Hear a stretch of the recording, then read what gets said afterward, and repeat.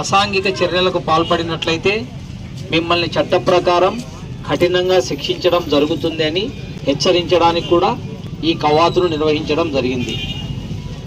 మరి ముఖ్యంగా మీకు అందరికీ తెలిసిందే, ఎవరైనా ఎలక్షన్స్ కేసులలో ఇన్వాల్వ్ అయితే వారిపైన రౌడీ షీట్స్ ఓపెన్ చేయడం జరుగుతుంది.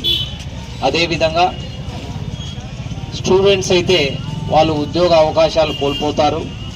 మరి ముఖ్యంగా ప్రజాప్రతినిధులు, రాజకీయ నాయకులు అయితే ఏదైనా గ్రహపాటున మీ పైన నమోదైనటువంటి కేసులో 2 సంవత్సరాల కంటే ఎక్కువ శిక్ష పడినట్లయితే మీరు రాబోయే ఎలక్షన్స్లలో మీరు పోటీకి అనర్హులుగా చేయడం జరుగుతుంది.